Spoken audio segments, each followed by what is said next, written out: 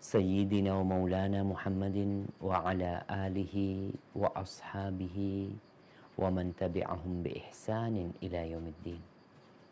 Salawat dan salam semoga senantiasa tercurahkan untuk baginda Nabi kita Muhammad alaihi salatu wassalam, untuk keluarga beliau, untuk istri-istri beliau, untuk putra-putri beliau, dan untuk seluruh sahabat Nabi. Semoga Allah meridai kita bersama mereka. Amma ba'd, ahibati fillah, malam ini malam tanggal 19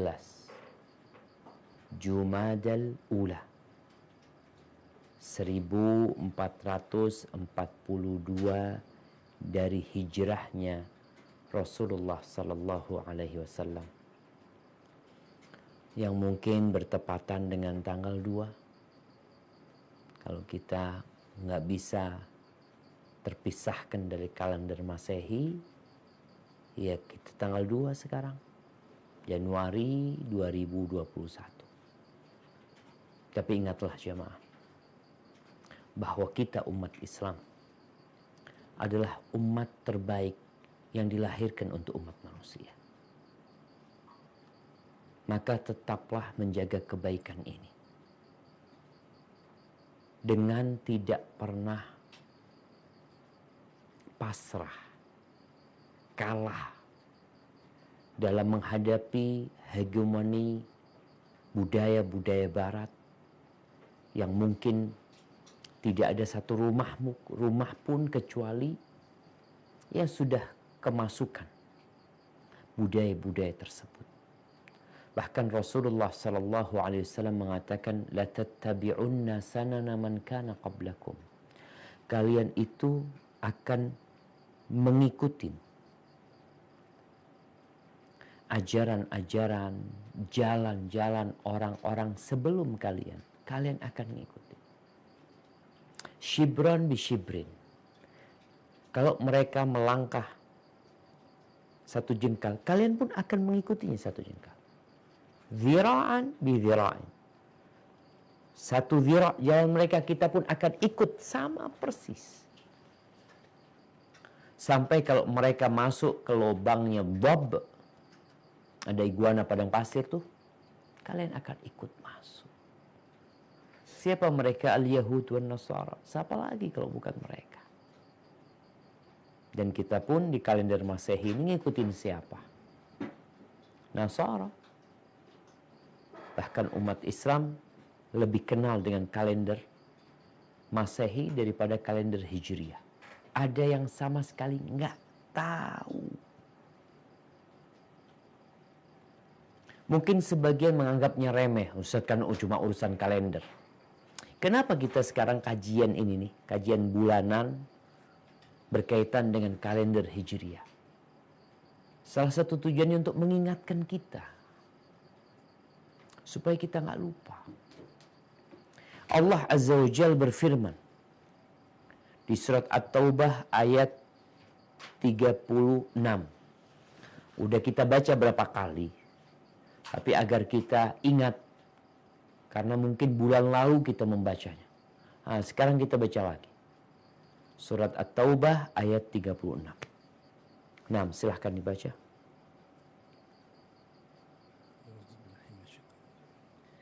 Inna idata syuhuri indallahi isna asyara syahran fi kitabillah yawma khalaqas samawati wal arda minha arba'atun hurum zalika ad-dinul qayyim fala tazlimu fihinna anfusakum wa qatilul musyrikina kaffatan kama yuqatilunakum kaffah wa'lamu annallaha ma'al muttaqin. Yang artinya, sesungguhnya jumlah bulan menurut Allah ialah 12 bulan, sebagaimana dalam ketetapan Allah pada waktu Dia menciptakan langit dan bumi. Di antaranya ada 4 bulan haram. Itulah ketetapan agama yang lurus, maka janganlah kamu menzalimi dirimu dalam bulan yang 4 itu, Dan perangilah kaum musyrikin semuanya, sebagaimana mereka pun memerangi kamu semuanya. Dan ketahuilah bahwa Allah beserta orang-orang yang bertakwa. Barakallahu fikum. Ini berkaitan dengan kalender umat Islam. Itu ketetapan dari Allah. Bukan bikin-bikin. Bukan mengada-ngada. Sejak penciptaan langit dan bumi, tertulis dalam Lauhul Mahfuz 12 bulan. 4 diantaranya bulan haram. Bulan apa? Januari, Februari, Maret, April. Bukan. Bulan Rajab, Dzulqa'dah, Dzulhijjah, Muharram. Makanya kalau kita nggak paham, kita nggak akan tahu bulan-bulan yang haram ini, yang seharusnya kita muliakan. Yang kita tahu adalah perayaan tahun baru. Yang kita tahu nggak ada yang baru sebenarnya buat umat Islam. Ahibati fillah, kita berada di bulan Jumadal Ula. Mana sih yang betul? Jumadal Ula atau Jumadal Awal? Sebenarnya di antara 12 bulan itu semuanya mudzakkar, kata laki. Hanya 2 bulan ini yang muannats, yaitu Jumadal Ula dan Jumadal Akhirah. Boleh nggak Jumadal Awal? Boleh, tapi kalau di depannya ada syahr. Syahr Jumadal Awal. Bulan Jumadal Awal.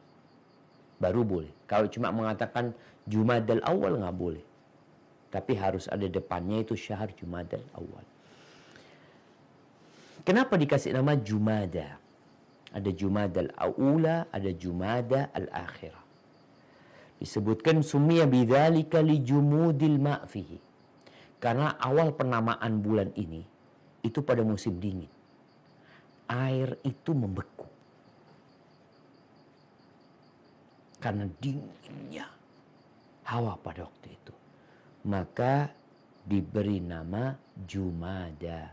Karena 2 bulan, bulan ini juga beku, bulan kedua juga beku. Kalau Rabi, kan penamaannya karena waktu itu musim semi, musim tumbuhnya bunga-bunga, maka disebut Rabi awal, ternyata 2 bulan, jadi Rabi al-akhir. Jumada al-ula beku tuh, air-air. Ternyata bulan depan juga masih beku. Maka kemudian mereka sebut Jumada al-akhirah. Ahibati fillah, sebenarnya tidak ada keistimewaan tersendiri di bulan Jumadal Ula dan Jumadal Akhirah.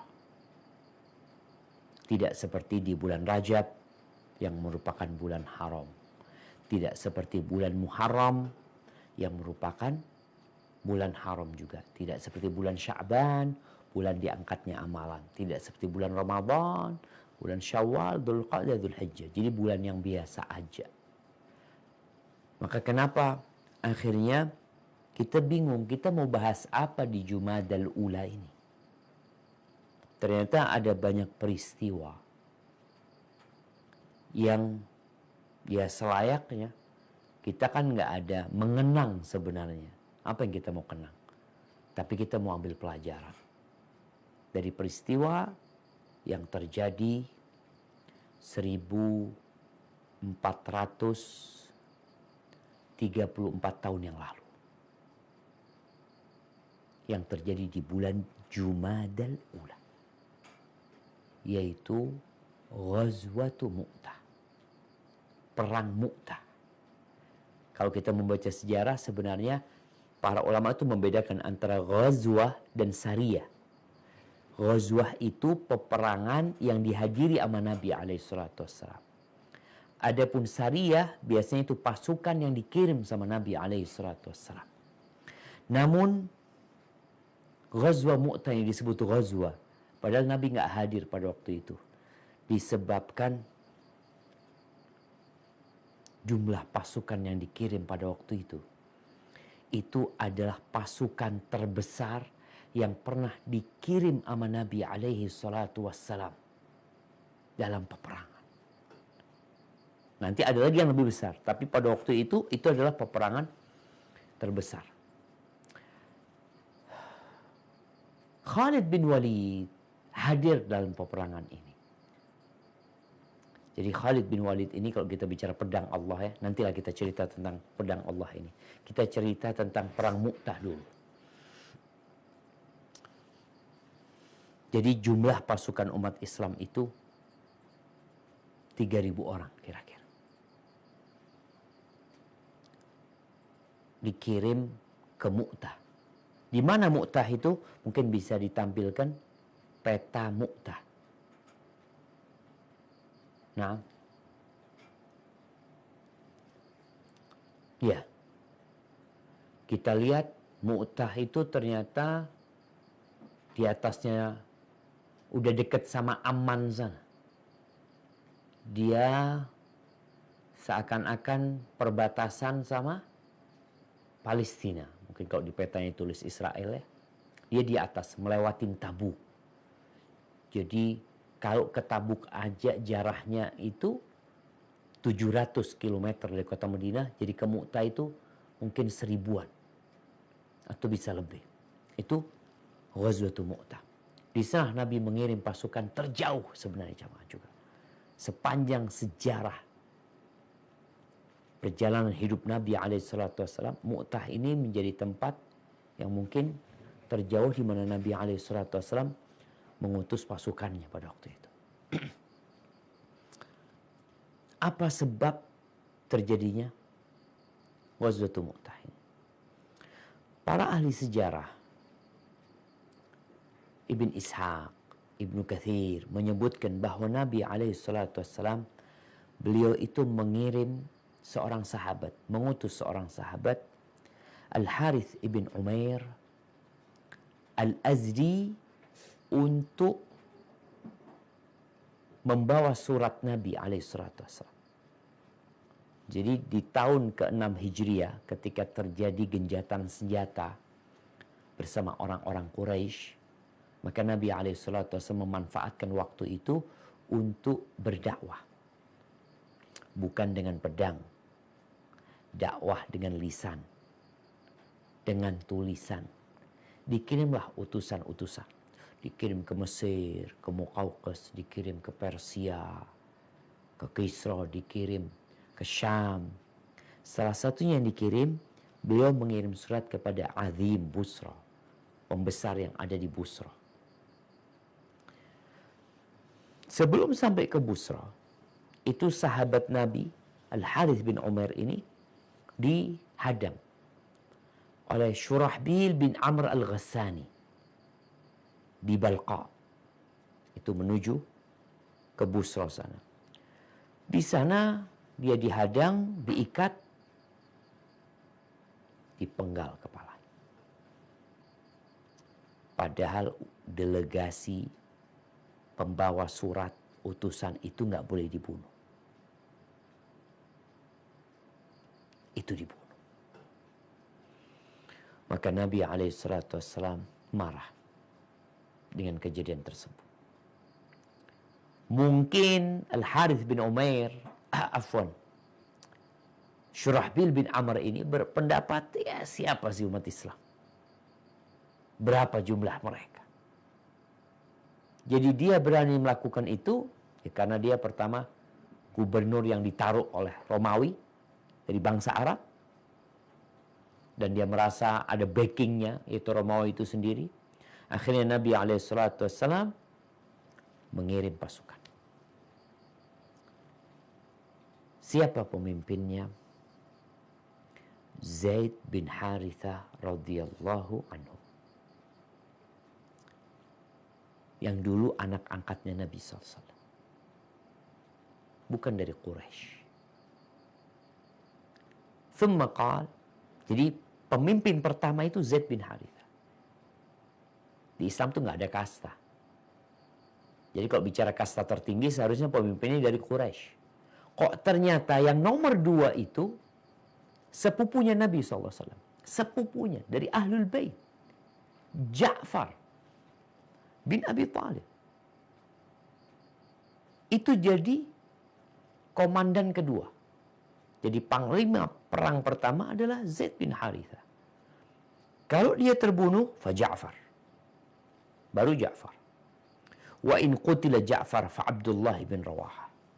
Kalau terbunuh Ja'far, maka yang ketiga adalah Abdullah bin Rawaha. Memang ada yang aneh, jemaah.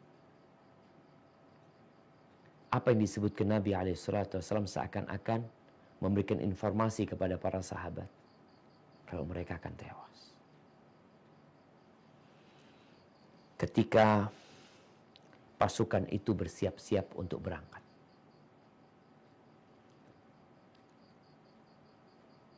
para pemimpin itu ya memberikan atau mengucapkan selamat tinggal kepada orang-orang, dan Nabi SAW ikut mendampingi mereka, memberikan wasiat kepada mereka untuk mendatangi tempat terbunuhnya Al-Harith bin Umair, dan jangan wa yad'u man hunalika ilal Islam. Apa balas dendam membunuh mereka? Enggak.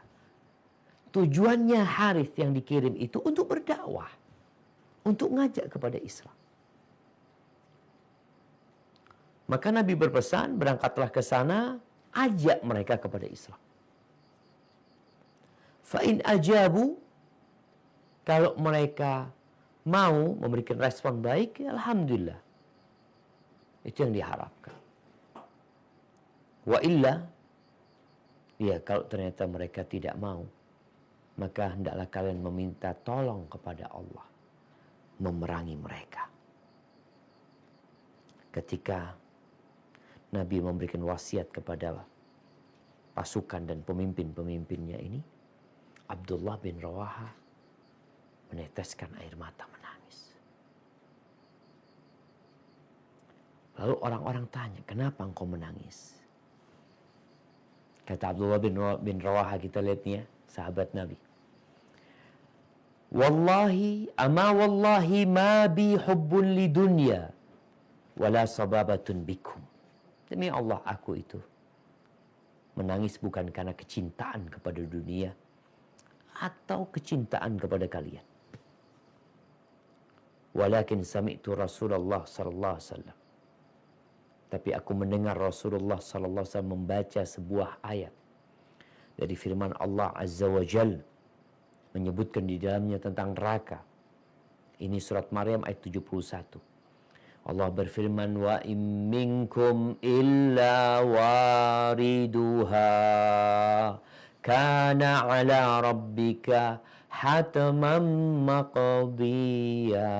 Tidak ada satupun di antara kalian kecuali akan memasuki neraka itu. Itu sesuatu keputusan yang sudah dipastikan dari Rabb kalian. Falastu adri kaifa li bisadri ba'dal wurud. Aku enggak tahu apakah aku dapat keluar kembali setelah masuk ke dalam. Maka kemudian orang-orang mengatakan sahibakumullah wa dafa'a ankum wa raddakum salihin. Semoga Allah menemani kalian, membela kalian, dan mengembalikan kalian dalam kondisi ya solihin, sehat semua insyaallah. Orang-orang baik akhirnya berangkatlah. Di situ Abdullah bin Rawaha menyebutkan bait-bait syair ya. Bagaimana dia memuji Nabi SAW, menyebutkan apa yang dia inginkan sebenarnya. Nabi berpesan juga kepada mereka untuk tidak membunuh wanita, untuk tidak membunuh anak-anak, untuk tidak membunuh orang-orang yang sepuh, untuk membiarkan pendeta-pendeta dalam tempat ibadah mereka. Jangan memotong pepohonan. Jangan. Ada kode etik perang dalam Islam. Akhirnya berangkat nih. Ternyata Romawi pun punya mata-mata. Kalau sekarang ini apa istilahnya? Apa spionase ya? Mereka punya. Mereka taruh di negeri-negeri itu. Mereka akhirnya dapat informasi bahwasanya Nabi alaihi salatu wassalam telah mengirim pasukan. Maka mereka pun bersiap-siap. Ya kalau Romawi udah biasa perang mereka. Jadi mereka udah punya tentara yang memang kerjanya perang. Kayak di Indonesia ada TNI, TNI pun dibagi-bagi, ada yang marinir, ada yang infanteri atau apalah, macam-macam lah mereka itu. Jadi mereka udah siap. Ketika dengar, ya udah siap mereka. Berapa orang yang keluar? 100.000. Ini pasukan Nabi cuma 3.000. Alaihissalatu. Yang keluar dari Romawi, tentara-tentara pasukan Romawi 100.000. Ditambah lagi dari bangsa Arab yang ikut Nasara, dari Lakhm jadi Yudham, dari banyaklah di perbatasan Jazirah Arab itu yang mereka adalah kabilah-kabilah yang tunduk kepada Romawi.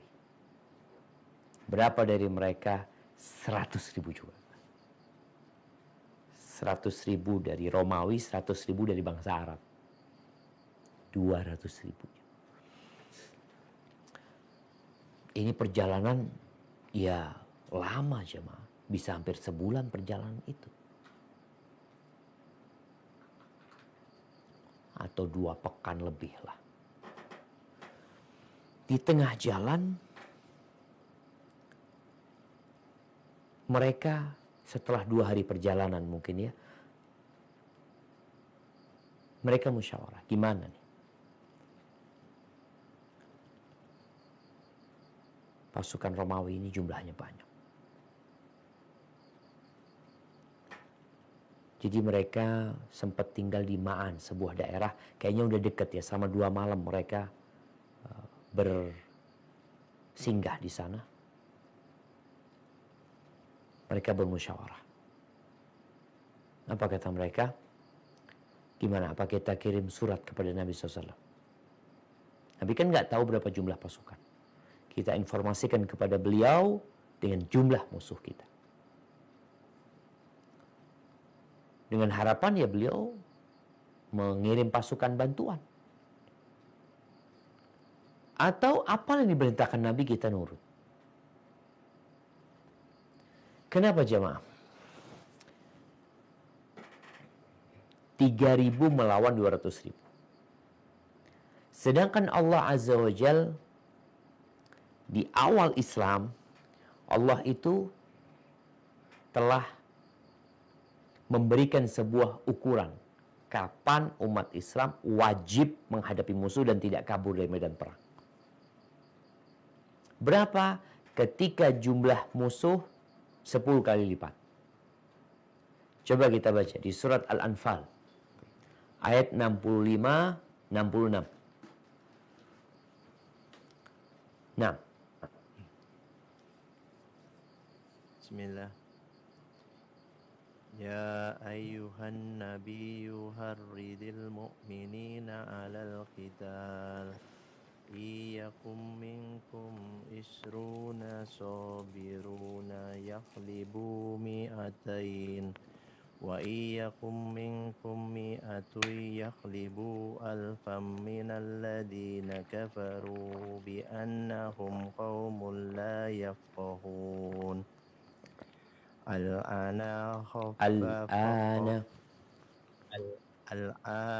khaffafallahu ankum wa alima anna fikum dhaffa fa iyyakum minkum mi'atun sabiratun yaghlibu mi'atain wa iyyakum minkum alfun yaghlibu alfaini biiznillah wallahu ma'as sabirin.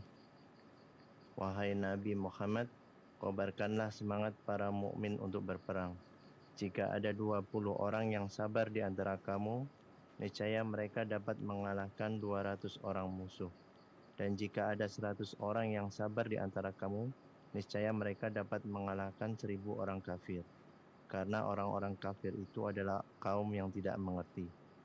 Sekarang Allah telah meringankan kamu karena Dia mengetahui bahwa ada kelemahan padamu. Maka jika di antara kamu ada 100 orang yang sabar, niscaya mereka dapat mengalahkan 200 orang musuh. Dan jika di antara kamu ada 1000 orang yang sabar, niscaya mereka dapat mengalahkan 2000 orang dengan seizin Allah. Allah beserta orang-orang yang sabar. Subhanallah. Jadi di awal Islam 1 lawan 10. Dengan berjalannya waktu Allah tahu, subhanallah ya, ini perbedaan orang-orang yang awal. Bukan fisik mereka, tapi iman mereka. 1 lawan 10. Tapi karena lemahnya, tahu Allah ada kelemahan di diri para sahabat ya. Apalagi zaman kita sekarang, zaman dulu aja akhirnya 1 lawan 2. Tetap Muslim itu harus lebih berani. 20 atau 100 lawan 200. Di perang Mu'tah ini 3.000 melawan 200.000. Maka kalau bertanya kenapa mereka bermusyawarah? Perang aja mereka bermusyawarah. Karena mereka tahu ini jumlahnya nggak kebayang sama mereka. Kalau 3.000 melawan 6.000, ahlan wa sahlan berangkat mereka. 3.000 melawan 30.000, oke lah seperti yang dulu kita lakukan itu. Tapi ini sekarang 3.000 melawan 200.000. Lagi musyawarah ini, akhirnya Abdullah bin Rawaha mengatakan, "Ya qaum, innallati takrahuna lallati kharajtum tatlubuna syahada."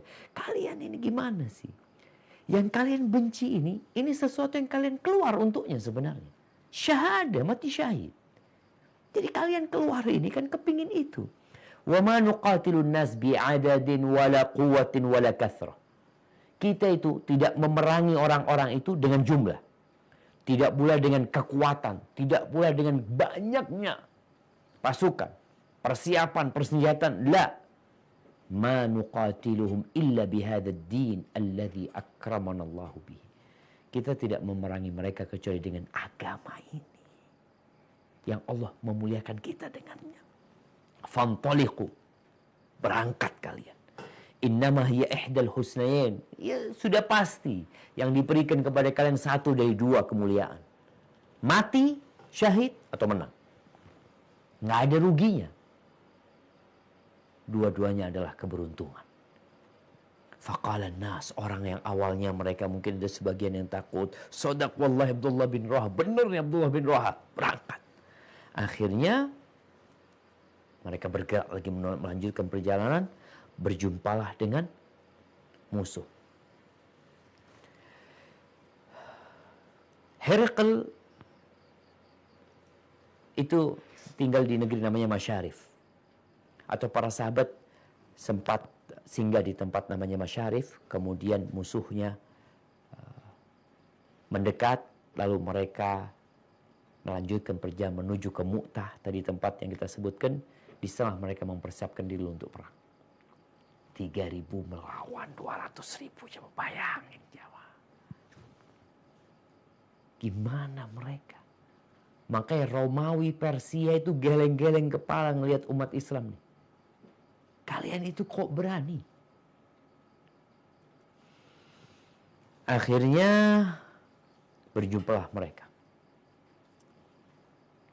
Sebuah peperangan berkecamuk peperangannya. Satu hari itu terjadi peperangan. Biasanya umat Islam itu berperang setelah matahari tergelincir. Dengan harapan Allah mengabulkan doa-doa mereka. Terjadi peperangan.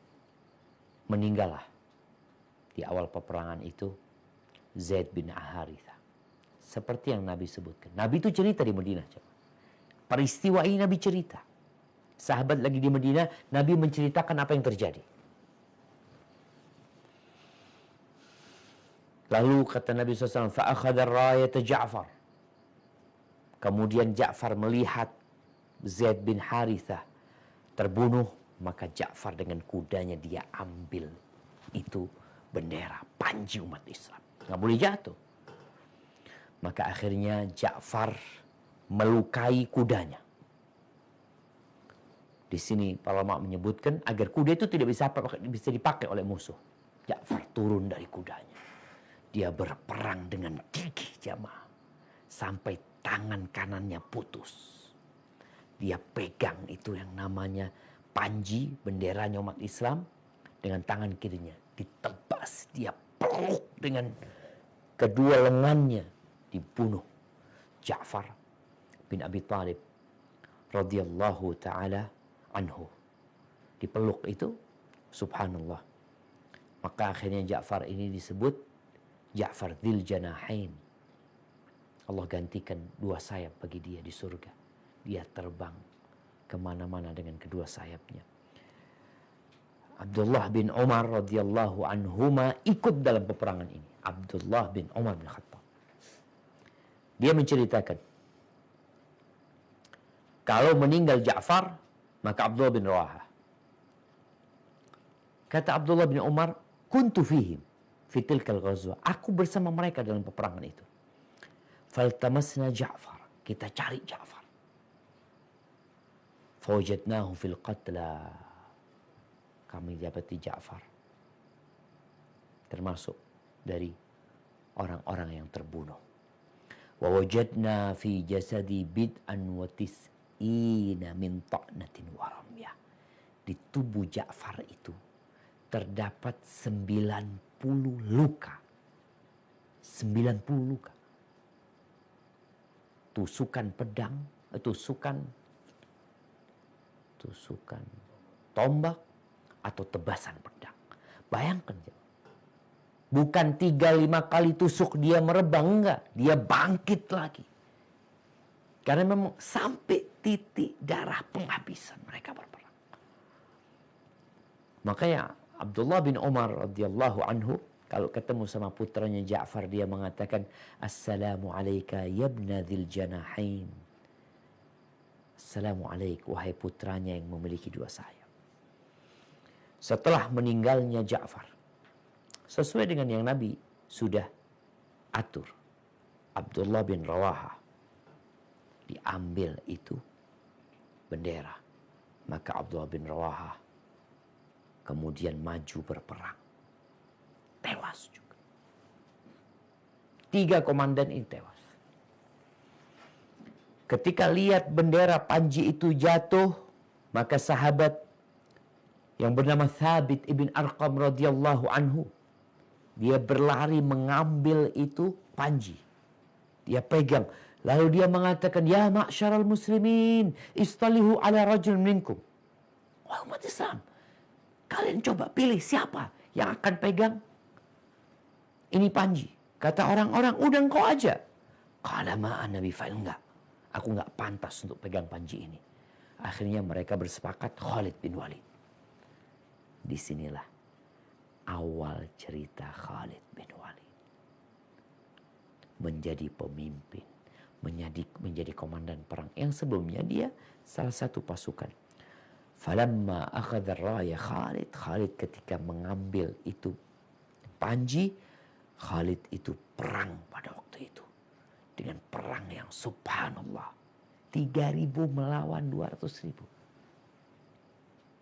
Entah gimana kita bisa menggambarkan Khalid bin Walid.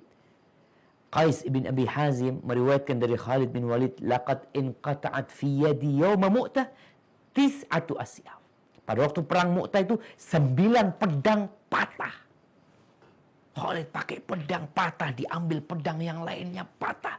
Dia perang benar-benar jamaah. Kenapa kok bisa patah? Yang mereka hadapi ini Romawi yang memiliki persenjataan lengkap. Yang mereka juga menggunakan baju besi yang sangat hebat. Patah pedang itu 9.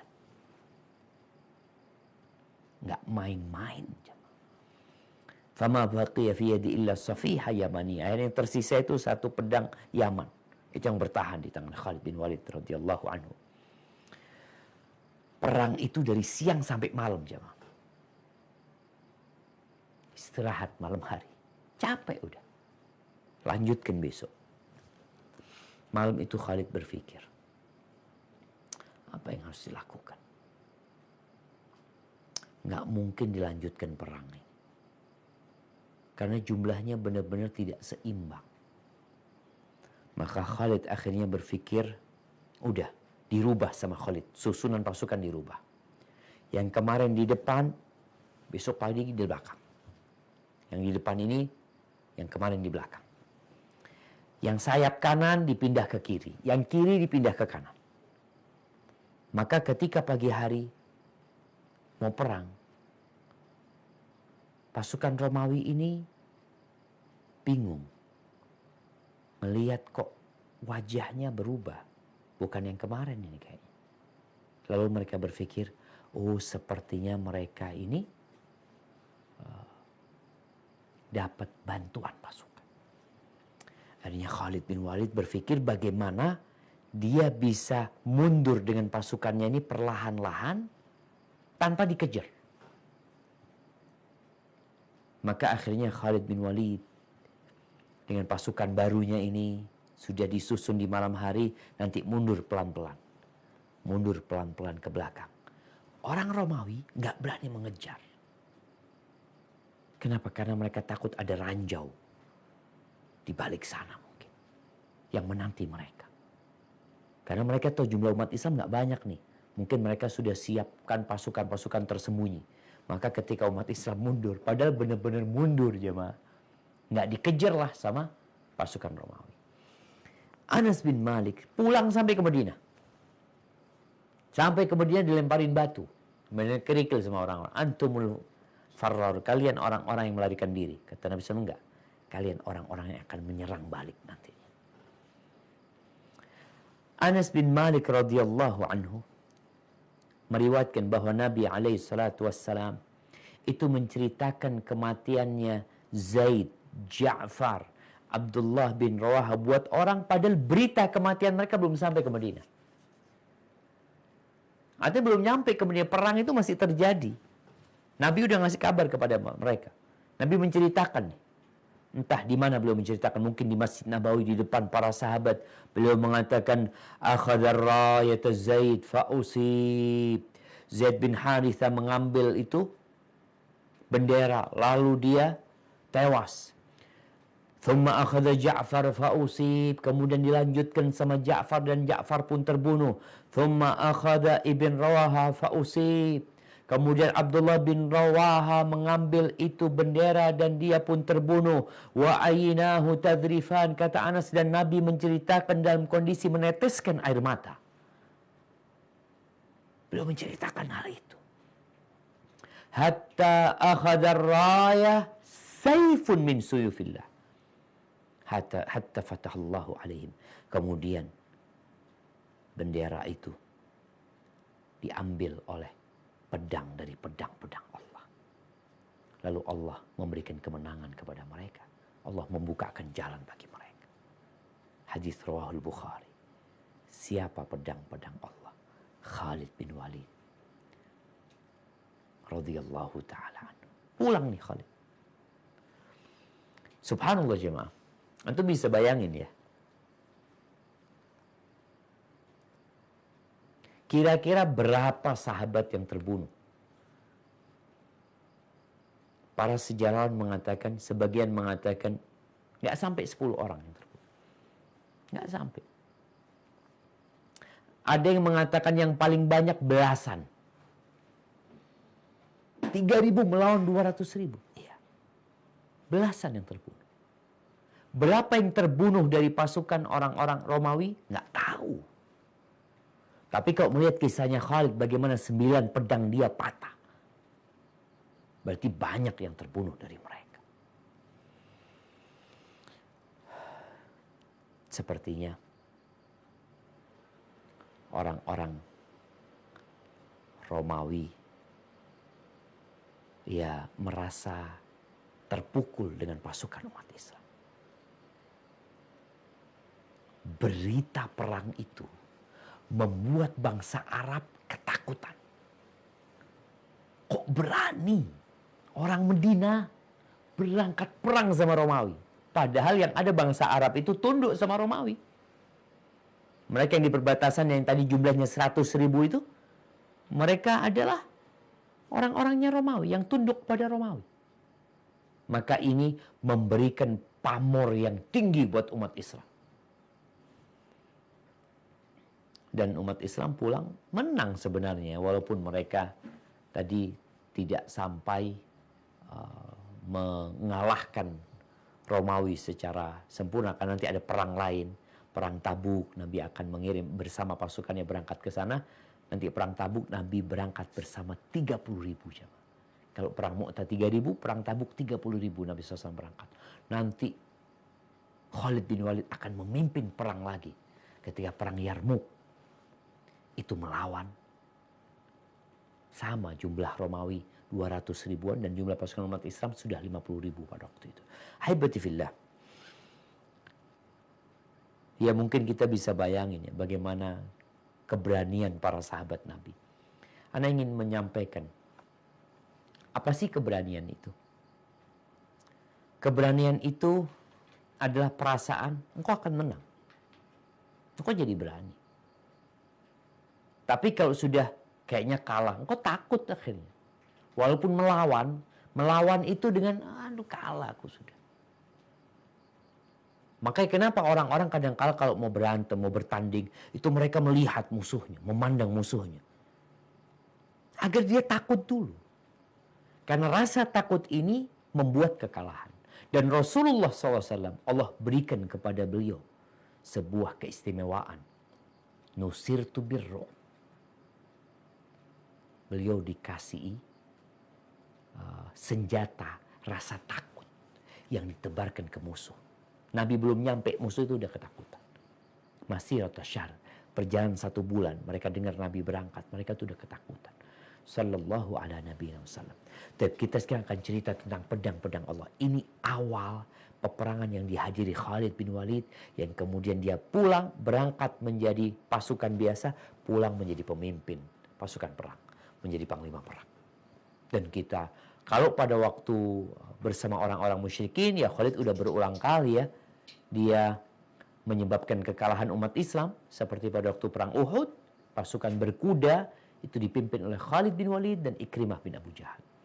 Haibati fillah, Ana akan membacakan beberapa kisah tentang Khalid bin Walid yang disebutkan oleh Al-Imam Al-Zahabi dalam kitabnya Siyar A'lamin Nubala. Apa kata Imam Zahabi? Khalid ibn Walid, ibn Mughirah, ibn Abdullah, ibn Umar, ibn Makhzum, ibn Yaqdah, ibn Ka'ab. Saifullah Ta'ala. Wa farisul Islam. Pedangnya Allah. Jawarannya umat Islam. Walaithul masyahid. Singanya medan perang. As-Sayyid. Al-Imam. Al-Amir, Al-Kabir, Qaidul Mujahidin. Panglimanya orang-orang yang berjihad. Abu Sulaiman Al-Qurashi.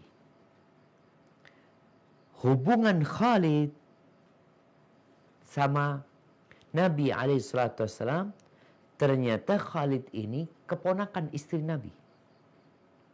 Khalid itu keponakan istrinya Nabi. Istri Nabi-nya Maimunah bintul Harith. Dan Maimunah bintul Harith ini ibunya istri Nabi SAW itu bibinya Ibnu Abbas. Jadi Khalid ini bersama Ibnu Abbas sepupu. Kapan masuk Islamnya dia? Dia masuk Islam itu, dia hijrah. Dia termasuk muhajirin. Dia hijrah pada bulan Safar, tahun ke-8 Hijriah. Perang Mu'tah tahun ke-8 pada bulan Jumadal Ula.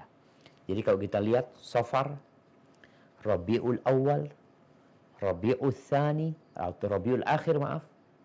Rabiul Awal, Rabiul Akhir, Jumadal Ula. yakni 3 bulan setelah dia masuk Islam, dia hijrah, dia ikut berperang. Dia masuk Islam bareng sama Amr bin As. Dua-duanya ini jagoan. Ingat Amr bin As, dia yang dikirim oleh orang-orang Quraisy untuk mengembalikan umat Islam dari Habasyah. Jadi pinter sekali Amr bin As ini. Selain ya jagoan perang juga, dia juga orang yang cerdas. Dia masuk Islam bareng sama Khalid bin Walid radhiyallahu taala. Kemudian beliau menyebutkan, Imam Zahabi mengatakan bahwasanya Nabilah yang menyebutkan Khalid bin Walid ini, inna Khalidan sayfullah, sayfun sallahullah alal musyrikin. Khalid bin Walid adalah pedang yang Allah hunuskan atas orang-orang musyrikin. Dia menyaksikan selain perang Mu'tah, Khalid ikut penaklukan kota Mekah. Ikut perang Hunain. Beliau sudah dijadikan pemimpin perang oleh Nabi SAW pada masa Nabi. Dan dia menjadikan baju perangnya, persenjataan dia wakaf di Allah Subhanahu wa taala. Jadi bukan milik dia lagi sudah. Dia memerangi Ahlul Riddah, orang-orang yang murtad. Memerangi Musailamah al-Kadzab. Dia yang ikut berperang, diutus sama Abu Bakar jadi pemimpin pasukan perang. Dia itu panglima besarnya umat Islam pada waktu itu ketika Abu Bakar mengutus beberapa pasukan untuk berangkat ke Romawi, ke Irak, berangkat ke Irak pada waktu itu. Kemudian Allah memberikan kepada Khalid kemenangan ya, bagaimana Khalid ini menyeberangi Irak, melewati padang pasir menuju ke Syam dalam 5 hari bersama pasukan. Sesuatu yang belum pernah terjadi sebelumnya. Ya, maaf. Ahibati fillah, kata Al-Zahabi, wa manaqibuhu ghazirah. Kalau bicara keistimewaan Khalid bin Walid, maka banyak sekali, deras sekali keistimewaan Khalid bin Walid. Bagaimana Abu Bakar memilih dia sebagai panglima perang ketika sempat terjadi dialog antara Umar bin Khattab dengan Abu Bakar. Kenapa engkau pilih Khalid? Kata Abu Bakar, Nabi mengatakan yaitu pedang Allah yang dihunuskan buat orang-orang musyrikin. Maka itu yang menyebabkan Abu Bakar memilih Khalid bin Walid sebagai panglima besar atas pasukan-pasukan yang di sana ada sahabat-sahabat yang senior sebenarnya. Ada Abu Ubaidah Amir bin Jarrah ya. Dia hidup selama 60 tahun. Gak panjang umurnya. Dan dia tidak meninggal di medan perang.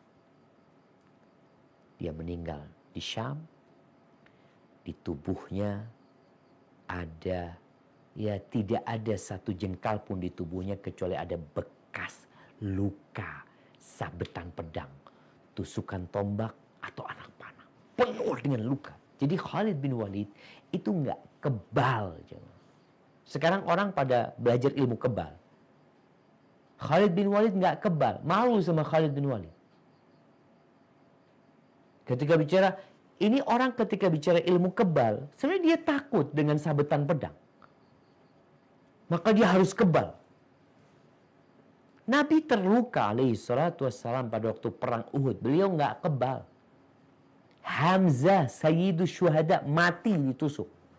Umar bin Khattab radhiyallahu anhu yang nusuk itu orang Majusi, mati Umar ditusuk. Radhiyallahu taala anhu. Nggak kebal Umar bin Khattab, padahal sedang sholat ditusuknya. Maka Khalid bin Walid tidak ada satu jengkal pun di tubuhnya kecuali penuh dengan luka-luka dan mati di atas ranjang, nggak mati di medan perang. Maka Khalid mengatakan la namat fala namat a'yunul jubana. Semoga nggak tidur tuh matanya orang-orang yang pengecut. Karena dia takut mati. Kalau bicara mati di ranjangmu mati. Di medan perang kalau belum waktunya nggak akan mati.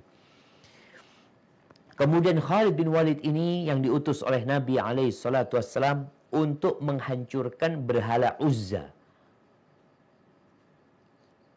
Disebutkan ini punyanya Hawazin ya. Berhala Uzza yang juru kuncinya itu dari Banu Sulaim. Nabi mengatakan, intaliq, berangkatlah engkau Khalid. Fa innahu yakhruj alaik imra'ah. Nanti di balik berhala tersebut akan keluar menjumpaimu seorang perempuan. Syadidatus sawad. Hitam sekali. Tawilatus syar. Panjang rambutnya. Azimatus sadyan. Maaf. Buah dadanya besar, kata Nabi SAW. Qasir, pendek dia. Bunuh dia. Ketika, ya ini juru kuncinya yang katanya sakti, punya ini itu macam-macam. Ketika Khalid melihat yang disampaikan Nabi SAW, langsung ditebas sama Khalid, mati. Maka Khalid mengatakan, dhahabatil Uzza fala Uzza ba'dal yawm. Udah nggak ada lagi berhala Uzza setelah hari ini. Khalid bin Walid, ya, dia juga menyimpan rambut yang rambut Nabi SAW. Rambut ubun-ubunnya Nabi SAW. Jadi ketika haji wada, Nabi SAW tahallul, beliau membotak. Ketika ngelihat lagi dibotak dan rambutnya berjatuhan, itu para sahabat berebut rambut Nabi SAW. Khalid dapat ubun-ubunnya. Dan itu yang ditaruh sama Khalid di topinya Khalid bin Walid. Ketika perang Yarmouk, Khalid kehilangan topinya. Kata Khalid, tolong carikan topiku. Cari. Ternyata topinya Khalid udah lama gitu loh. Pecinya Khalid udah lama sekali. Orang-orang nggak tahu ini ada rambut Nabi SAW di sana yang ya dikatakan fakana la yalqa aduwan illa hazamahu.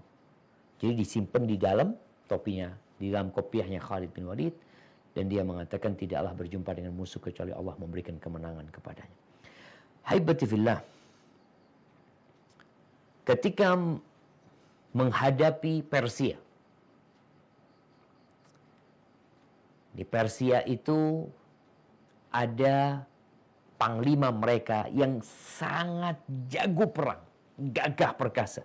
Namanya Hurmuz. Ditantang sama Khalid bin Walid. Dan berjumpa sama Khalid. Maka dia kalah dan dibunuh sama Khalid bin Walid. Tewas dalam perang tanding itu. Akhirnya apa yang ada di tubuhnya Hurmuz ini itu diberikan kepada Khalid bin Walid oleh Abu Bakar Siddiq radhiyallahu anhu. Subhanallah. Pecinya, penutup kepalanya Hurmuz ini, itu harganya 100.000 dirham. 100.000 dirham ini jamaah cukup untuk membeli 10.000 ekor kambing. Berapa harga pecinya?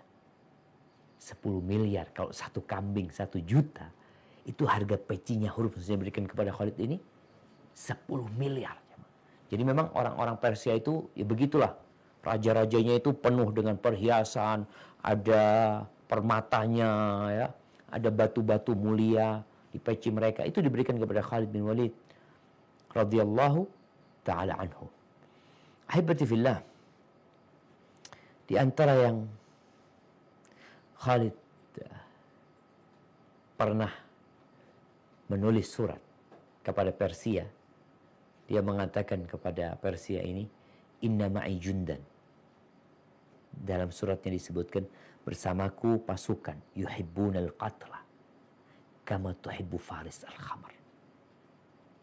Mereka mencintai kematian sebagaimana orang-orang Persia mencintai khamar, kata Khalid. Makanya Khalid dia juga pernah berkata bahwasanya dia tidak ada malam yang lebih indah buat dia daripada malam. Kalau dia ditanya lebih mana yang kau sukai, malam pengantin sama malam peperangan, kata Khalid bin Walid, aku lebih menyukai malam yang dingin. Di situ ada salju. Soalnya ketika umat Islam mulai memerangi Persia, memerangi Romawi, nanti Persia juga mulai mereka berjumpa dengan salju. Karena di Syam sana turun salju. Kata Khalid, katanya, tidak ada malam yang lebih aku sukai daripada malam yang dingin. Yang di situ banyak sekali salju. Dan di pagi harinya aku menyerang musuh. Memang Khalid tidak sempat banyak belajar. Karena dia sibuk berperang. Dan dia, kata Khalid, mana'anil jihad kathiran minal qira'ah. Ya karena aku banyak berperang, akhirnya aku banyak gak bisa untuk belajar, kata Khalid bin Walid radhiyallahu ta'ala anhu. Pernah dalam satu kejadian, ketika para sahabat Nabi itu mengepung satu benteng. Dari benteng itu mereka melempari dengan batu, habis batu sudah dari benteng tersebut. Mereka melempari umat Islam dengan tanah-tanah yang keras, habis. Akhirnya mereka kirim orang, udahlah coba kita lihat, mungkin kita bisa mengikuti orang-orang ini. Salah satu pemimpin mereka keluar bawa racun. Maka akhirnya Khalid meminum racun itu untuk membuktikan kebenaran agama mereka. Oh subhanallah, itu racun jemaah. Racun itu diminum seharusnya langsung mati. Tapi Khalid bin Walid tidak mati. Yang menyebabkan orang-orang itu akhirnya memilih damai bersama umat Islam. Haibati fillah. Setelah meninggalnya Abu Bakar Siddiq radhiyallahu anhu, Khalid yang merupakan panglima besar umat Islam pada waktu itu, banyak pasukan di negeri-negeri ikut pemimpinan Khalid bin Walid. Khalid dipecat oleh Umar bin Khattab radhiyallahu anhu. Pedang, salah satu pedang Allah ini dipecat oleh Umar bin Khattab radhiyallahu anhu. Kenapa dia dipecat? Para ulama menyebutkan, ya karena faktor politis saja. Ini termasuk salah satu strategi dalam kepemimpinan Umar bin Khattab radhiyallahu anhu. Umar menggantikannya dengan Abu Ubaidah Amir bin Jarrah. Sebagian para ulama menyebutkan, di antara sebabnya, Umar itu orangnya tegas. Dalam segala hal. Khalid juga sama. Maka kalau pemimpinnya adalah Umar bin Khattab, ketemu Khalid nggak tepat. Kalau pemimpinnya Abu Bakar Siddiq, khalifahnya Abu Bakar Siddiq, maka pantas yang jadi panglima perang itu orang yang tegas. Kelembutan Abu Bakar itu berjumpa dengan ketegasan Khalid bin Walid radhiyallahu anhu. Namun ketika Umar tegas, maka panglimanya harus yang lembut. Maka dipilihlah Abu Ubaidah Amir bin Jarrah radhiyallahu anhu, dan Khalid bin Walid meninggal dunia pada tahun 21 Hijriah di Syam, dan umur dia pada waktu itu 60 tahun. Dan ada beberapa anak-anak Khalid bin Walid radhiyallahu anhu, salah satunya dari Sulaiman, yang dengannya beliau dikunyai, yaitu Abu Sulaiman Al-Qurashi radhiyallahu ta'ala anhu. Dia berwasiat kepada Umar bin Khattab, keluarganya.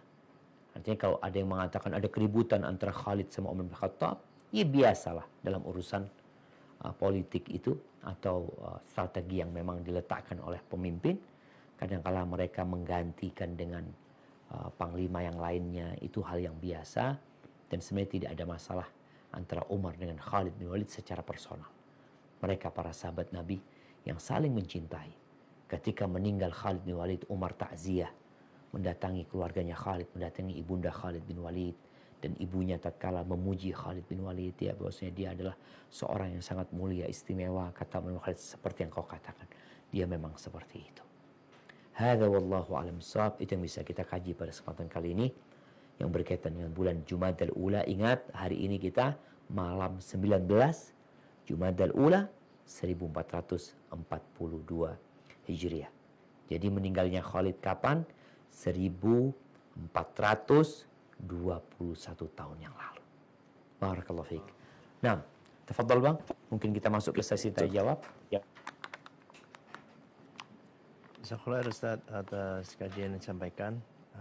Ada beberapa pertanyaan yang masuk. Ada satu yang yang sangat bagus Ustaz. Ini dari Aisyah dari Riau Ustaz. Masih 11 tahun tapi pertanyaannya Masya Allah. Assalamualaikum Ustaz, Ana Firas, umur Ana 11 tahun dari Riau.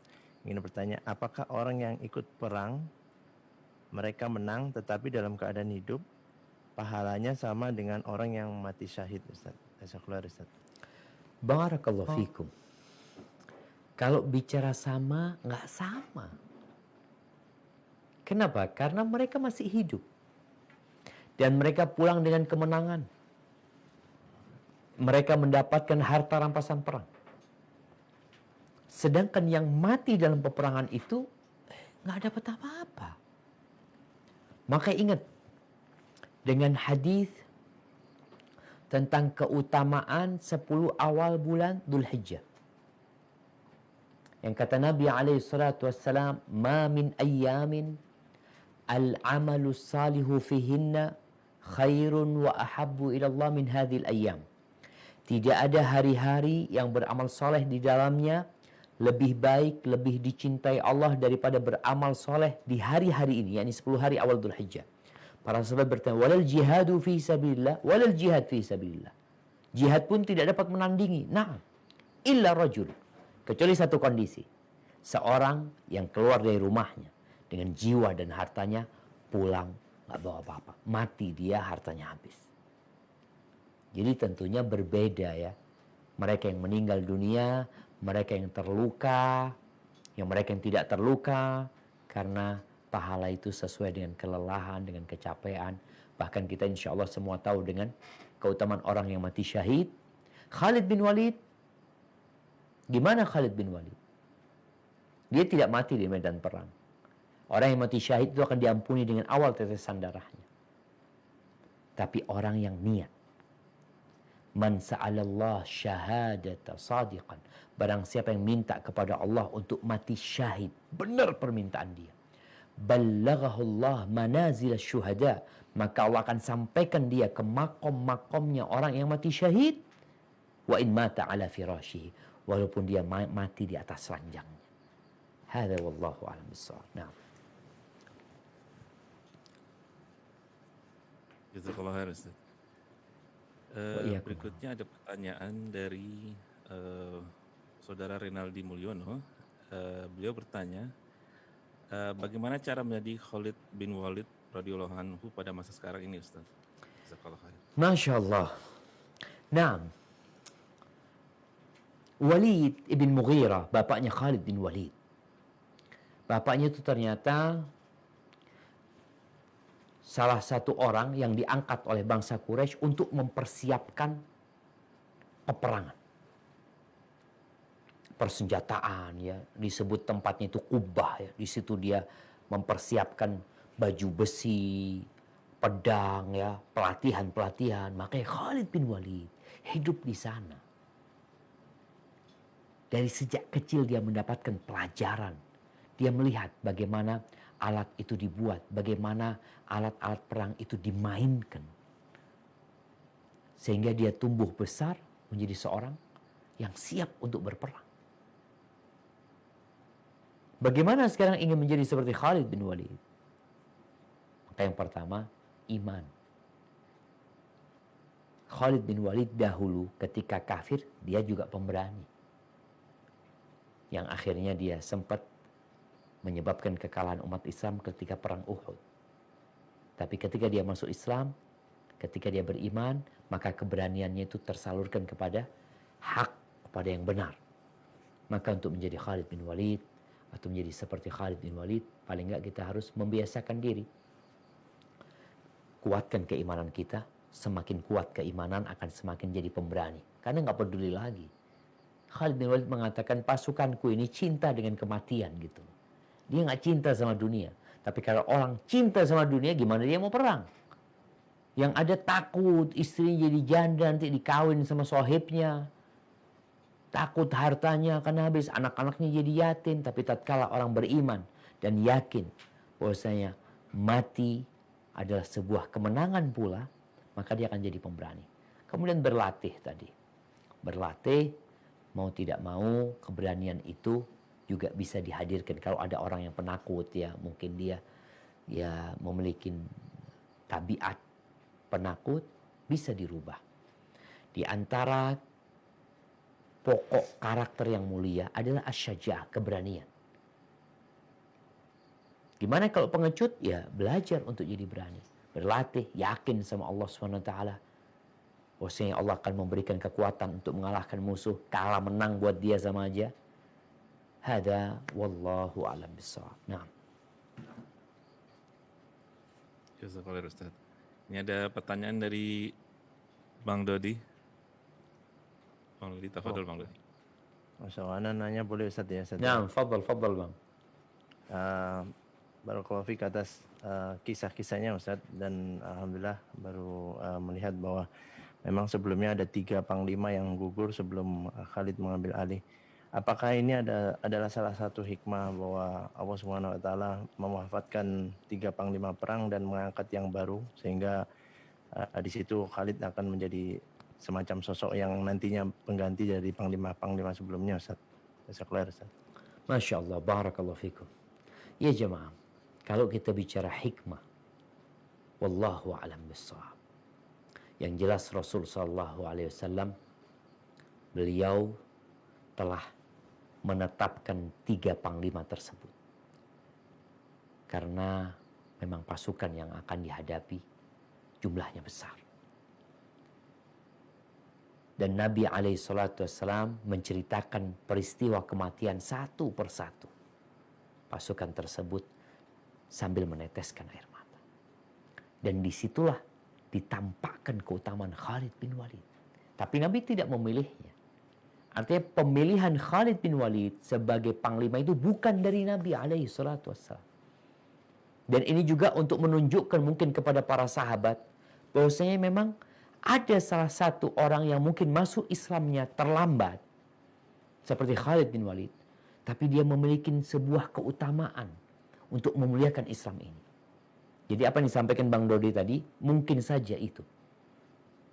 Artinya Nabi SAW ingin menunjukkan keutamaan Khalid bin Walid kepada para sahabatnya, sehingga setelah itu ketika Khalid dijadikan pemimpin, nggak ada lagi yang mungkin merasa dia kan baru masuk Islamnya gitu loh, kenapa dia yang dipilih. Pemilihan dia itu bukan dari Nabi SAW. Para sahabat yang berada di perang itu, dan tentunya Allah yang memberikan taufik kepada mereka untuk menetapkan Khalid bin Walid menjadi pemimpin. Dan dari sanalah muncul hadis Nabi yang pertama kali menjelaskan bahwasanya kemudian panji itu dipegang Khalid tanpa dia dipilih untuk menjadi pemimpin dari Nabi SAW. Tapi karena kesepakatan pada waktu itu. Dan beliau adalah salah satu dari pedang-pedang yang Allah hunuskan atas orang-orang musyrikin. Ya, mungkin seperti itu. Wallahu a'lam bishawab. Jazakallah Ustaz. Kemudian ada pertanyaan dari saudara Ririn Suryaman. Assalamualaikum warahmatullahi wabarakatuh. Semoga Allah selalu limpahkan berkah kepada Ustaz Syafiq Ustaz Akru. Mohon izin bertanya Ustaz, bagaimana hukum perang di zaman sekarang Ustaz? Apakah hanya ketika kita diserang atau ada kondisi lain Ustaz, seperti saudara-saudara kita di Palestina dan Suriah misalnya? Jazakallahu khair. Barakallahu fikum. Naam jamaah.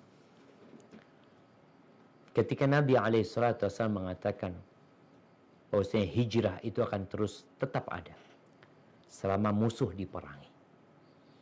Selama musuh diperangi, maka hijrah itu akan tetap ada. Oke, bagaimana kondisinya? Tujuan peperangan itu bukan untuk memperluas daerah kekuasaan umat Islam. Ingat, tujuan peperangan itu bukan untuk memperluas kekuasaan umat Islam. Tapi tujuannya adalah dakwah. Sehingga kita lihat di masa Nabi SAW, Nabi genjatan senjata sama orang-orang musyrikin. Nabi membuat perjanjian dengan orang-orang, dengan negeri-negeri yang di sekitar kota Madinah untuk tidak saling menyerang. Jadi itu terjadi. Kalau bicara apakah perang sekarang itu kita menyerang atau kita nunggu diserang. Menyerang itu ada sebabnya. Ketika memang mereka musuh yang membenci dan mereka niat untuk menyerang dan kita tidak punya perjanjian dengan mereka, bisa jadi terjadi peperangan itu dengan menyerang. Tapi ketika ada kesepakatan damai, maka damai, nggak boleh menyerang. Dan ana rasa sekarang dunia ini memiliki kesepakatan untuk tidak saling menyerang. Kesepakatan ini harus dihormati. Kesepakatan sama orang-orang musyrikin, nah, untuk tidak saling menyerang. Kalau mereka mulai menyerang, baru kita menyerang mereka. Tapi kalau nggak ada kesepakatan, maka boleh umat Islam tatkala dakwah ini ditahan. Ingat tujuannya jihad itu adalah menyampaikan dakwah ini. Menyampaikan Islam ini. Sehingga semua peperangan itu nggak ada langsung menyerang, nggak ada, yang ada dakwah dulu. Mau nggak masuk Islam? Fadol. Kalau nggak, ya udah nggak usah perang lah. Kalian ikut kita bisa menyebarkan Islam dengan baik. Kalian bayar jizyah, negeri kalian akan diamankan sama kita. Kalau ada musuh yang menyerang kita yang akan menyelamatkan atau menjaga negeri kalian, itu jizyah nantinya mereka bayar jizyah. Kemudian kalau mereka nggak mau, baru terjadi peperangan. Sedangkan di dunia sekarang yang kita lihat, negara-negara itu sudah memiliki kesepakatan untuk tidak saling menyerang. Dan alhamdulillah dakwah Islam juga diperbolehkan. Sehingga dakwah Islam ini nggak ada yang melarang gitu. Apalagi sekarang dengan adanya media ya. Subhanallah ya. Para ulama menyebutkan. Mungkin ya dengan berhentinya tadi futuhat Islamiyah. Peperangan-peperangan Islam, jihad-jihad yang dilakukan yang memang tujuannya menyampaikan agama Allah ini untuk berdakwah, sekarang tergantikan dengan adanya media. Di mana dakwah ini bisa sampai di mana ada malam dan siang. Tanpa ada yang menghalangi. Jadi seperti itu. Kalau berkaitan dengan umat Islam yang diserang ya oleh musuh, ya mau nggak mau mereka membela diri pada waktu itu gitu loh. Makanya biasanya musuh yang menyerang itu yang memang tidak ada kesepakatan gitu loh. Tapi ada juga musuh yang berkhianat. Ada kesepakatan, mereka nyerang duluan. Maka mau tidak mau umat Islam akan menyerang. Seperti yang terjadi, wallahu alam, terjadi di Palestina umpamanya ya. Ketika orang-orang diserang sama Israel. Maka mereka punya hak untuk membela diri. Tapi ketika umat Islam punya kesepakatan, ingat punya kesepakatan, maka umat Islam harus tunduk kepada kesepakatan yang dibuat di antara mereka. Nabi SAW di kota Madinah bersepakat sama orang-orang Yahudi. Sama orang-orang Yahudi. Membuat kesepakatan, iya. Umat Islam pun punya kesepakatan sama orang-orang Nasoro. Di masa perjalanan agama ini. Dulu juga ketika sampai ke Andalusia, mereka membuat kesepakatan. Intinya ketika ada kesepakatan, maka umat Islam harus menghormati kesepakatan yang ada. Kecuali terjadi pengkhianatan. Hadza wallahu a'lam bissawab. Ke Jazakallah Ustaz. Berikutnya dari saudara Mundi Sumbodo. Beliau bertanya tentang rambut Nabi yang disimpan di peci Khalid bin Walid, Ustaz. Apakah ini termasuk mengambil keberkahan yang diperbolehkan? Apakah mungkin ini yang dijadikan sandaran sebagian umat Islam dengan hebohnya peninggalan rambut Nabi beberapa waktu yang lalu? Barakallahu fikum. Naam jamaah. Jadi Nabi SAW itu mubarak, orang yang penuh dengan berkah. Maka Suhail bin Amr al-Thaqafi, ketika terjadi dialog antara Nabi SAW dengan orang-orang musyrikin pada waktu tahun ke-6 Hijriah, peristiwa Hudaybiyah itu, Suhail ini bingung.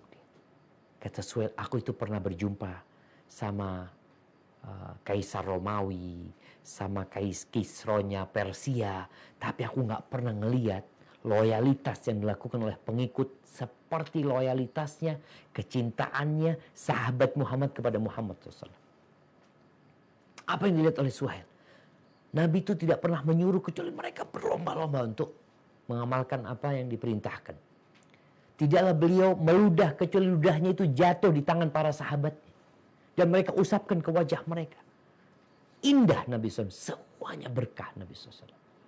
Maka di sini nggak ada masalah bertabarruk, mengambil berkah dari Nabi SAW, dari bekas makannya, bekas minumnya, bekas wudhunya, rambut Nabi SAW, bahkan keringat Rasul Sallallahu Alaihi Wasallam.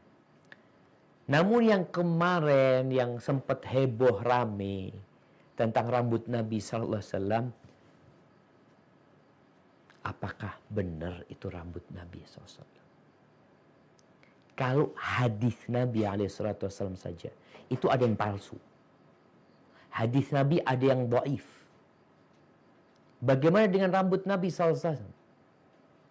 Siapa yang bisa memastikan itu asli? Peninggalan Nabi ada. Tapi siapa yang dapat memastikan itu asli? Sehingga ya namanya sesuatu yang tidak pasti, hadis aja, kalau dhaif ya kita nggak boleh pakai. Sedangkan cerita ini pedang Nabi, ini baju Nabi, ini sandal Nabi, itu butuh kepastian keasliannya, maka wallahu a'lam bishawab. Sehingga tabarruk itu dasarnya adalah kepastian dulu. Itu rambut Nabi SAW. Kalau nggak pasti, jangan tabarruk. Bisa jadi rambutnya siapa itu. Wallahu a'lam bishawab. Nah, Syukur Ustaz. Berikutnya kita sambut dulu yang kawan kita dari Abu Dhabi, Ustaz. Bang Emil. Tafadhol Bang Emil. Lahir Bang. Ya, silakan bertanya langsung pada Ustaz. Assalamualaikum Ustaz. waalaikumsalam warahmatullahi wabarakatuh. Ahlan wa sahlan. Mana kok nggak kelihatan Bang Emil? Nggak kelihatan ya Ustaz. Ini monitornya udah anak buka ini. Naam. Ayo. Ustaz, begini Ustaz. Ini di Abu Dhabi, di Madinah. Backgroundnya di Madinah Ustaz. Pengennya ke sana Ustaz. Mudah-mudahan cepat-cepat dibuka Ustaz. Allahumma amin. Ustaz, Ana ingin bertanya Ustaz masalah tadi kisah ya, bukan kisah maksudnya Khalifah Umar radhiyallahu anhu untuk menurunkan Khalid dari Panglima. Ada kisah yang menyatakan bahwa keadaan itu adalah upaya Umar untuk menyelamatkan tauhid, karena di saat itu banyak para sahabat yang menyandarkan kemenangan peperangan kaum muslimin kepada kehadiran Khalid sebagai panglima. Mohon informasinya. Jazakallah. Nah, Masya Allah, barakallahu fikum. Iya jemaah, jadi memang ada beberapa penjelasan para ulama tentang sebab dipecatnya Khalid bin Walid dari menjadi panglima besar menjadi panglima biasa di akhirnya sebenarnya. Jadi ada beberapa pasukan yang tetap di bawah Khalid bin Walid radhiyallahu taala anhu. Memang di antara yang disebutkan, Umar pernah mengucapkan, Umar ingin memberitahu kepada orang-orang bahwasanya Allah memenangkan umat ini walaupun tanpa Khalid bin Walid. Iya. Dan itu terbukti. Apakah setelah meninggalnya Khalid bin Walid pada tahun 21, kemudian nggak ada lagi kemenangan buat umat Islam?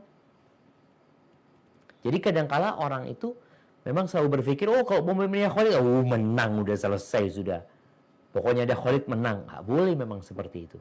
Jadi memang itu menjadi salah satu alasan yang disebutkan bahwasanya Umar bin Khattab radhiyallahu anhu demi menyelamatkan para keyakinan para sahabat atau keyakinan orang-orang mungkin yang baru masuk Islam ya, bahwasanya kemenangan itu Allah berikan bukan karena Khalid bin Walid, tapi karena keimanan para sahabat ya. Sebagaimana tadi ucapan Abdullah bin Rawahah yang mengatakan Allah memenangkan kalian itu bukan dengan jumlah kalian, bukan dengan persiapan kalian, persenjataan kalian, tapi karena agama kalian ini. Jadi itu mungkin menjadi salah satu sebab Umar memecat Khalid bin Walid radhiyallahu taala anhu. Dan ini pelajaran juga buat kita semua jamaah, bahwasanya dakwah ini akan terus berjalan. Ingat, dakwah ini, agama ini, sebagaimana janji Nabi SAW akan sampai di mana ada siang, di mana ada malam, akan masuk ke semua rumah, yang di kota, yang di desa, yang di kampung, itu Allah akan masukkan agama ini. Ada kita tanpa kita. Maka jangan pernah kita bangga dengan usaha kita. Oh, ana yang menyebarkan dakwah di sini, ana yang menyebarkan dakwah di sini. Kalau nggak ada ana, mungkin nggak masuk dakwah ini. Ingat, ada antum, nggak ada antum, dakwahnya akan terus berjalan. Maka jadilah orang yang memberikan kontribusi, tapi dalam kondisi takut. takut tidak diterima amalannya oleh Allah Subhanahu wa taala. Hadza wallahu a'lam bishawab. Jazakumullah khair atas pertanyaannya. Nah. Syukur Ustaz. Masih bisa berapa pertanyaan lagi Ustaz? Masya Allah. Fadal bang. 2, 3. Masya Allah. Masya Allah. Ini ada pertanyaan bagus juga dari saudara Rival Family. Beliau bertanya, Assalamualaikum Ustaz. Waalaikumsalam warahmatullahi wabarakatuh. Bagaimana dengan kami aparat negara yang dikirim berperang dengan yang dihukumi negara sebagai pemberontak? Apakah kami termasuk jihad fisabilillah?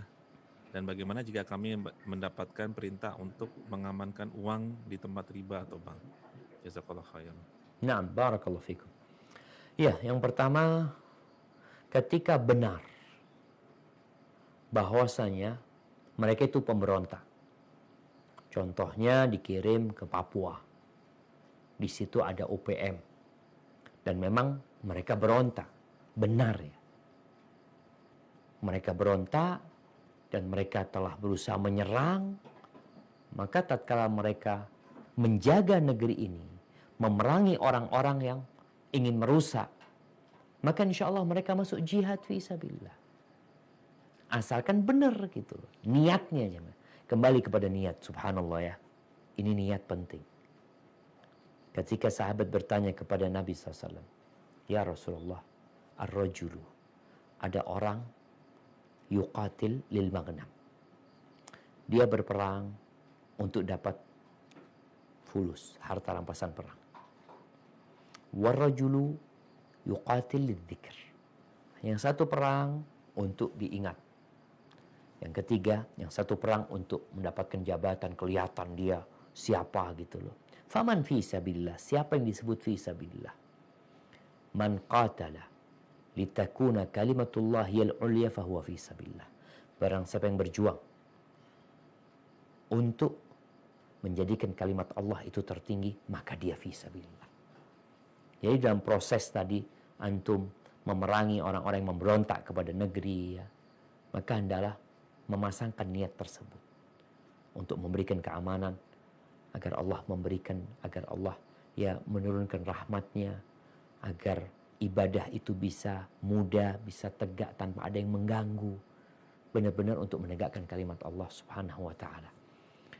Tapi kalau tujuannya cuma jadi fulus ya selesai. Ya fulus itu yang untuk bawa pulang. Adapun bagaimana seorang aparat yang menjaga uang. Wallahu a'lam. Kalau bicara para ulama menjelaskan kalau memang harus dijaga karena ditakutkan akan terjadi perampokan, akan terjadi kerusakan kalau tidak diamankan, maka semoga nggak masalah ya. Untuk itu, tapi jangan sampai kita dapat gaji dari mereka. Akhirnya takut kita ikut melakukan riba, ada kontribusi lah. Tapi kalau dia enggak, anak tidak ambil gaji dari mereka, anak dapat gaji dari negara, dan memang mau tidak mau itu harus dijaga, karena kalau tidak dijaga akan menimbulkan tadi perampokan atau kerusakan. Semoga hal itu jadi rukhsah buat mereka. Hadza wallahu a'lam bishawab, dan mungkin bisa ditanyakan kepada ustadz yang lainnya. Nah, Jazakallah khair Ustaz. Mungkin ini pertanyaan terakhir Ustaz. Dari Arida, saudari Arida. Assalamualaikum warahmatullahi wabarakatuh. Waalaikumsalam warahmatullahi wabarakatuh. Semoga Ustaz senantiasa selalu dalam lindungan Allah SWT dan diberikan kesehatan. Amin. Alhamdulillah sekarang ini Indonesia sudah menjadi negara merdeka dan tergolong aman. Namun manusia ini lemah, maksudnya beliau ini lemah sebagian besar apabila tidak ada ujian, seperti dalam musibah atau nyawa dalam ancaman, tidak bersemangat mendekatkan diri kepada Allah, bahkan menjadi lalai. Bagaimana cara menumbuhkan rasa selalu ingin dekat dengan Allah seperti rasanya ketika sedang dalam bahaya atau membutuhkan pertolongan Allah? Barakallahu fikum. Haibati fillah. Ya, kita mungkin aman dari serangan musuh. Sekarang aja kita nggak aman dari COVID-19. Kenapa kita pakai masker, social distancing, kemarin liburan semua tempat wisata ditutup ya. Belum lagi Allah kasih penyakit selain COVID-19, urusan ekonomi, ya mungkin masalah keluarga, ada banyak sebenarnya. Allah Subhanahu wa taala kalau cinta sama hambanya, Allah kasih bala sama hambanya. Dan Anda rasa bala itu tetap ada. Tetap ada. Namun jangan sampai kita mendekatkan diri kepada Allah nunggu bala datang.